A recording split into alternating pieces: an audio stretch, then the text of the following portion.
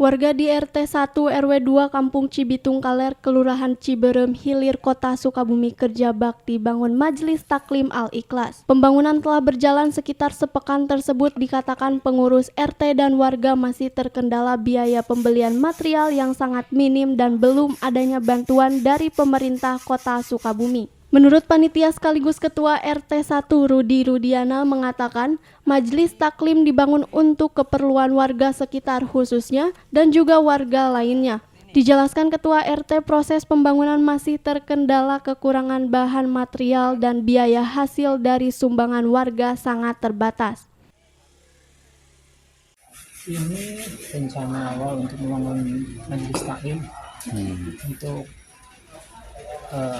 warga RT 01 khususnya, umumnya untuk semua lah.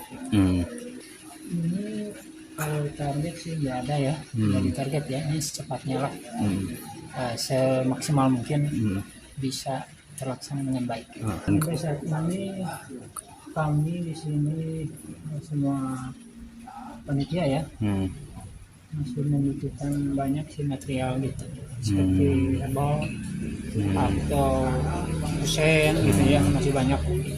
Jadi masih banyak kekurangannya ya? Masih banyak. Dananya sebagian sih dari swadaya masyarakat ya, para donatur, dermawan yang menyumbangkan lah sedikit-sedikitnya untuk pembangunan Majelis Taklim ini. Terima kasih untuk semua donatur yang sudah menyumbangkan sebagian hartanya ya. Terima kasih banyak.